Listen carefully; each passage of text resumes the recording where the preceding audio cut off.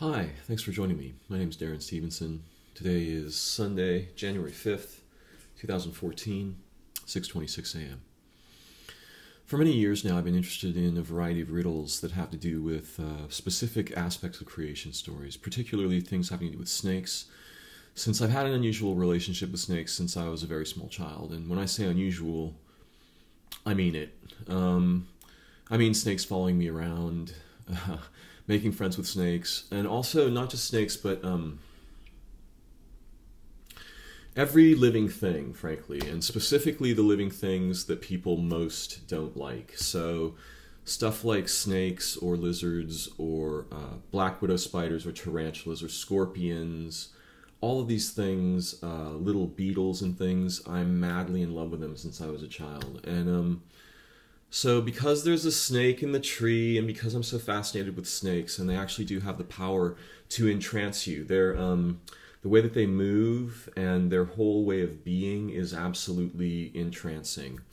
And in case you don't recognize the clear signals in that word is entrance-ing, okay, which is exactly what a penis does. It entrance-ings. And it makes re-entrancings. And what a mother does is she re-receives. She receives and then re-receives what she received and then re-receives that. We have this idea that you give something once and it's given and it's done. It's never been that way. We have the same idea with a word. You say a word, it's over. It's never been that way. What actually happens is that across gaps, wave seeds are transmitted. And a wave seed is like a parcel of compressed sort of energy. It can be communications energy. We understand all this in physics. It's not religion. It's not even philosophy. A wave seed is basically a gift that keeps giving, because there it is. It's on your desk. It's still giving. You're still changing. Every time you see it, you're changed. Every time you touch a memory of it, you're changed. So all of what we exchange are actually highly compressed wave seeds, and they expand over time sort of like a flower, and they instruct in constellations our memory and our intelligence and things like this. This all has to do with snakes, because they are entrancing. Yeah. So when we look in each other's eyes and we weave a little bit, and we make moves that create a sort of a waving that is complex in space, which actually is what music is. If we create tonal orientations with our voice, and we can guide with the hands and the voice at the same time, then we have an entrancing, charismatic personality. We may become a politician, a hypnotist, a rock star, an author, a speaker, a coach, a psychic, something. Yeah. But that's not what's interesting. What's interesting is, never mind all of the representations. What's this all about? This transmission of force, this reception, these ideas. And what happened in Genesis? What happened at the tree where we appeared to lose everything and were cast out of Eden? Apparently because of something Eve did, or it looks that way to us. We're pretty confused about all of that, by the way, because we've got the stories badly wrong, and they're very powerful riddles that exist through all human cultures, all of them. They have similar stories. Not everyone has the same story, but they have stories that fit together in interesting ways, where each unique piece forms something like this. Okay, so when you get this or this, and it's running around telling you that it's God, it's lying, because this leads to this, right? Which leads to this, which leads to this, which leads to that, which, let's face it, that leads. So that leads, not this. Yeah. This is a little piece of something that's hiding its connection to everything else if it's claiming to be God. That's true whether it's me or a religious speaker or an idea or a word, a label, anything. This is just an over-amplified problem, right? This is a snake, whereas this is a shepherd or a star or a pod of beings, a family. Yeah? This is how reality really is. This is a kind of a lie meant to scare and try to dominate and bite us from above. These are the two modes. Now, both the modes are good. In fact, both of them are given birth to by Eve. Cain is this, okay?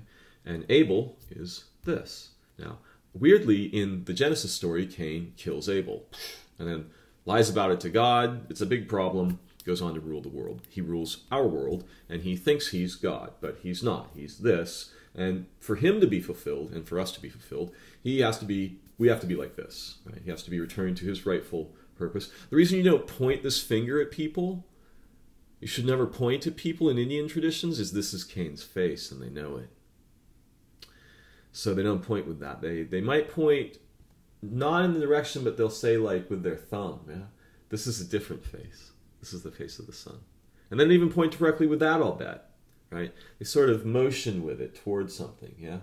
With these fingers down, so they're not piercing or cutting each other or the ideas, right? You may think this is superstition. Boy, are you mistaken. This is like relational physics.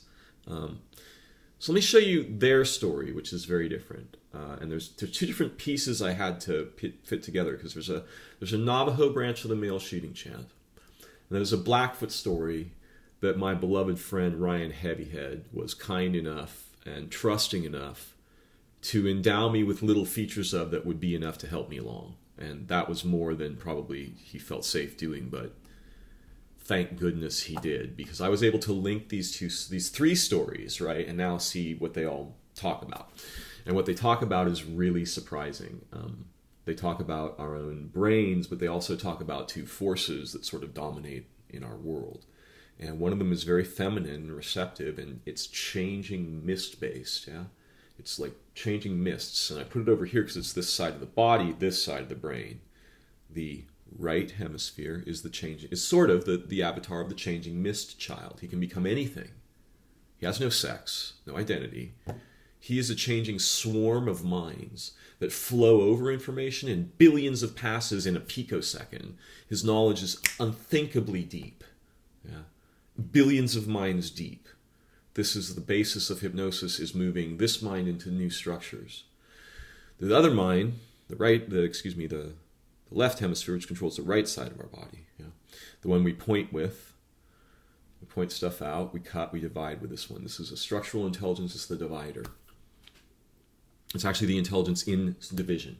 Now, if this one is guided by both the unity and the mother mist child, this one is excellent. He is a co-empetitor. He is a co-mother petitioner. Together they petition the mothers of all beings at once.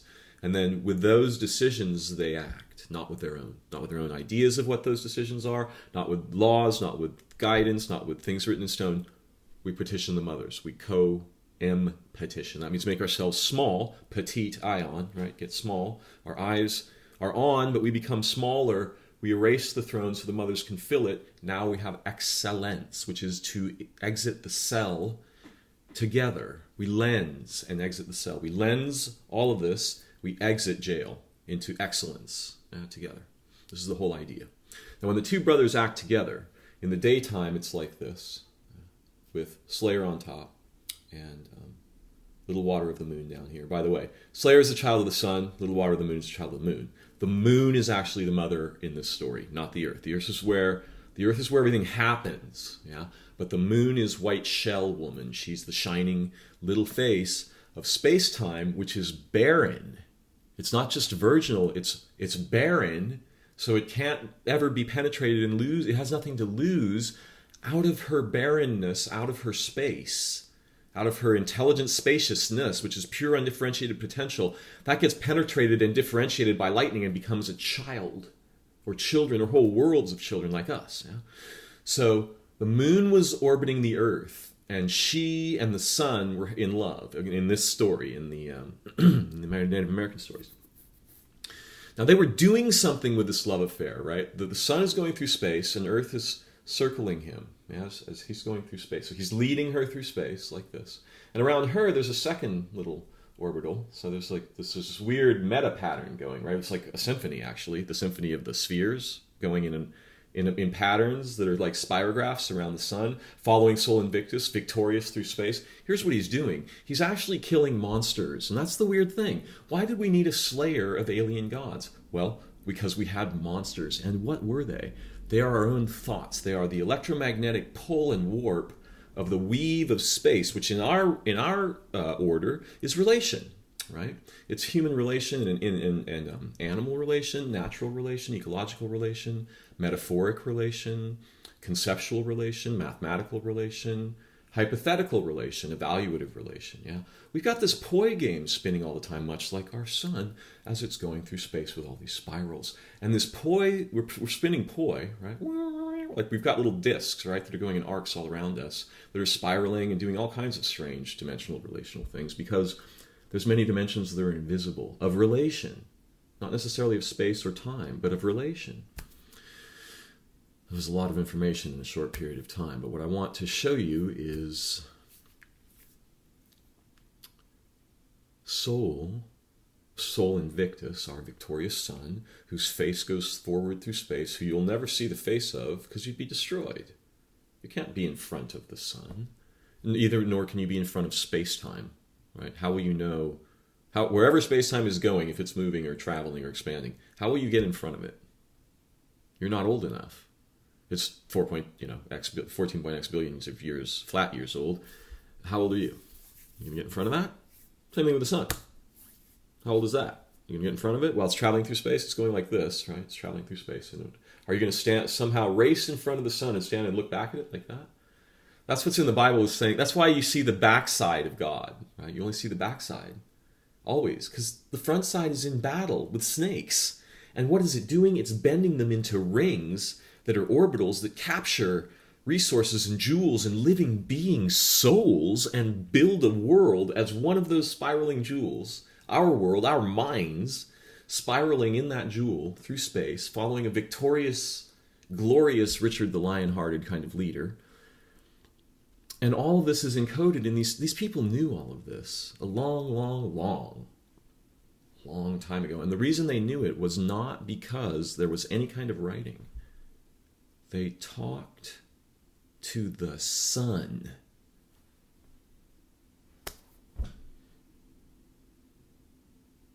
They talked, I'm going to just say that again. No, they didn't talk. They listened to the sun. They listened to the water. They listened to the sky. They listened to the animal relationships. And thus they learned themselves therein. We do the opposite. We tell the sun what it is and to be and do.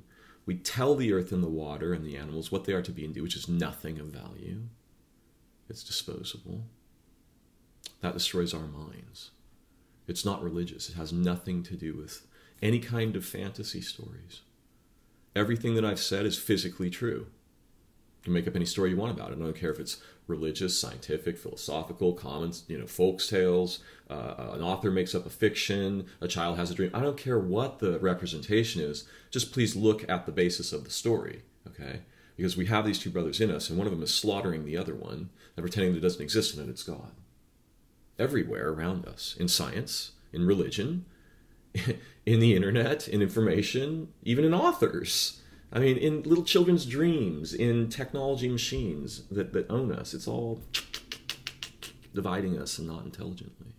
It's dividing us as the snake separated from the intelligence that guides it, right? That's not good. That's very, very deadly. Slayer will slay everything and then just claim he didn't and then blame the people he slayed. It was their fault. You got a problem? It was your fault. I killed you, it was your fault. You were standing in the road. I ran you over. But, I had the right to drive. You don't have the right to live. I had the right to drive, okay? You don't have the right to exist. But I have the right to drive my car right over you. Because you were in the place where I have the right to drive. So, no, your existence is meaningless. See, it's that kind of knowledge that's running all of our cultures right now. And it builds systems of itself that make false humans. They're called employees, which are actually just slaves. So on the one side, you've got like a snake master like Pharaoh who builds false ideas of unity with false people who have jobs. They have roles that aren't real. And then over here, you have shepherds who help actual people build real pods where meaning is true and based on unity, the history of life on Earth, intelligence, and relationships. This is based on hypotheses of power and wealth and success. This is based on our hearts, our actual intelligence, what we see, feel, hear, and know as living beings here on Earth. So we want this one, not the religious authorities that tell us what that's supposed to look like. Those are just the same as these guys over here, false rulers on both sides. You can forget every religion altogether. You don't need any. If you want to succeed in heaven, understand what being alive is about. It's that simple. If you thought there was any other idea about that, you were confused, because somewhere on earth there might be an island where there are no books. And the people there would have to learn everything that was true to be quote-unquote saved from nothing. Hi, that's what I did. Okay, I went back before your books and I looked at what they were talking about, and they're nothing like what your religions are on about. The stories all have pieces in them that are very important to understand. All the religions, and I do mean all of them, have misinterpreted them wildly, and if they hadn't, we would be living intelligently. Same thing with science. Okay, science failed to deliver its miracle and delivered atrocity instead. Every single organism on Earth is poisoned with industrial chemistry now. There have been 2,200 nuclear explosions. We've had a nuclear war, and no one's even admitted it.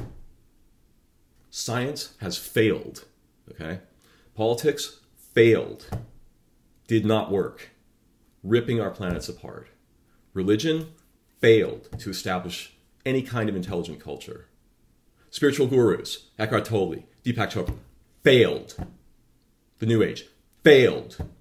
The Mechanical Revolution, failed. Our ways of knowing are broken. They're broken because we don't understand what the sun is. We have no idea what a living being is. We have millions of swarming cults of false authorities underneath us, all trying to convert us to their mouthpiece and their contagious reproductive organs. Politics, philosophers, the New Age, gurus, on and on and on and on and on. Artists, everything. No, I am no one. I'm not trying to convert you to anything, right? If we need to accomplish something, it is that we need new perspectives that are intelligent enough to lead beyond themselves, okay? And if I in any way help you, I'm going to lead you way beyond me really fast, just so that you won't need me, and you won't need the book of me, and you won't have to buy any idea. None. You won't have to convert others to ideas that aren't true or real or anything. There will be no messing around with any of that kind of stuff. None. No cults, no dogma, no leaders, no books, no sales, nothing. Just us learning together. I work for you. That's it. What do? I work for you. I'm a free employee of you, except I'm not an employee. I am a detective. I'm a scout. I'm an intelligence whisperer. I try to find that stuff and put it back together because it's all been shattered and broken. And those broken forces are dangerous. They're like broken glass. Our cultures and our children are walking around on them. They're getting sliced apart, and they think it's glorious. As the blood gushes, they make photographs of it and new styles of being tortured. No more of that. The planet won't survive us. There's 7 billion of us now. We need to understand these old stories, what the sun is doing. And what it's doing is it's unthinkably beautiful what's going on. And if we understand the old stories, we can solve our problems with them because they contain non-human intelligence that's older than human intelligence, by far. I'm not sure what kind it is, but the one thing we can be absolutely sure of is that our intelligence is floating in a sea of intelligence. And above that, there's another sea of intelligence. And we don't have to have science or denials or atheism or religion about it. No, we can just touch it together and learn, like I'm doing here, like we're doing here right now. Cain and Abel, that tree story, that's the secret to everything. And the people who wrote those stories, those old stories, they were warrior peoples, but they were also messianic peoples. They were warrior messianic peoples. And so when they wrote these stories for their children and their grandchildren and their grandchildren's grandchildren, they didn't just write them to say, we're sorry there was a great catastrophe, it's over now, you're cursed. Whoever had that idea was really either dangerous, in other words, they wanted to crush everyone else by keeping a secret about it, okay, that's a possibility, or they were insane, because that's dead wrong. There's nothing like a curse. What there is snakes, unmastered, and mastered snakes, which become orbitals. These are archangels. This is what the sun has done. It's going through space. It's fighting those charges of frustration and anxiety and concern and worry, and it's turning them into orbitals, right, that follow it through space in spiraling patterns. This is what a man does. This is what a woman does. This is what we're all about, okay? The woman has a role in this which is not as easy to discuss with speech, because her role is the silence that draws all this into happening. It's not as easy to represent it. This is one of the reasons why the woman's power is sort of quiet in our world, but it's the underlying power of everything. Now, because the snakes are in space, they're in her, so he's mastering her snakes and turning them into structured beauty and glorious intelligence. And these are seen as torques or rings, right? So you got the snake in one hand, which is the rod, and the ring in the other, which is the mastered snake of the electromagnetic waves, which also represent the intelligence of space itself, structuring that space intelligently by doing beautiful things within it together. And then the incredible revolutionary benefit, right, which is it explodes into a millionfold abundance of interest every time it goes around one time. But zoom, and then that gets magnified, and then 10 times that much, and then 50 times that much, unless the snakes eat all that up. Because they'll actually burn all that down to get 2% of a structure they can use against everything to be a god over it, right? And by snakes, we mean really just people who are convinced that they're an individual or that their group is right and good without any kind of petitioning. They don't care about what other people think. They don't care about what the sky thinks or the history of life on Earth thinks or anything. We're the right one. We know what's good for everybody. We're going to tell you. That's a snake. A torque or a ring, a pod, is like a pod of dolphins, right? Going through time-space together, right? Spinning around each other and jumping through the air and dancing, yeah. They're dancing. They're in a symphony of co-being, yeah. That's intelligence, right? And this can't make that, yeah. This slayer by himself is just an ignorant sword that gets angry when his power is threatened. It's like a false hard-on or bad wood. And then you've got Robin, which is from sure wood you can trust, because it's the consensus of all beings in all of time, all mothers, all children, all animals, all insects, all living places, all living worlds. That's petition, right? Which is not war and not prosecution. These two stories are interesting. Since I'm learning all this so rapidly, I can barely contain myself. I just mainly wanted to kind of record this for my own purposes. I hope you may find some interest or joy from it, some intelligence, some signals toward intelligence here. If you do, feel free to come by my Facebook channel or my Facebook page, which is Darren Stevenson. I'm in San Francisco. You can find me on Facebook there.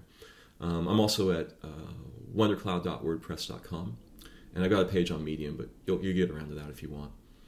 Thank you for joining me. We learn together. When you learn, I learn. So, like I said, I work for you. See you soon. Bye-bye for now. Cain and Abel, Kana and Hevel.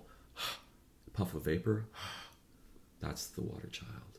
And by the way, I'm a water child. There's a water child will often give birth, actually, to a slayer child, to the fire child, just as the mother does.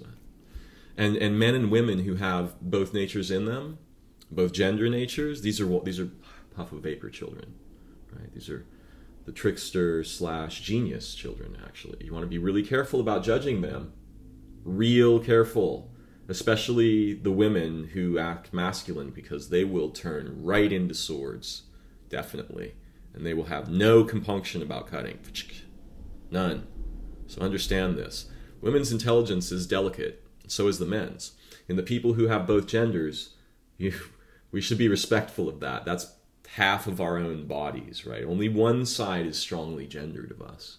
And this is why women are much more sort of relaxed about this, and men are very concerned. Be careful. Be gentle with each other, because we all have both natures in us. We have a one-gendered nature and a dual-gendered nature, both, in all of us, okay? So let's not go around yelling at names and saying who is entitled to what and who is not. We're all entitled to respect, admiration, mutuality, intelligence, and care. That's beyond all religion, beyond all philosophy. That's humans in nature together with each other. Let's be more of that. Bye-bye for now.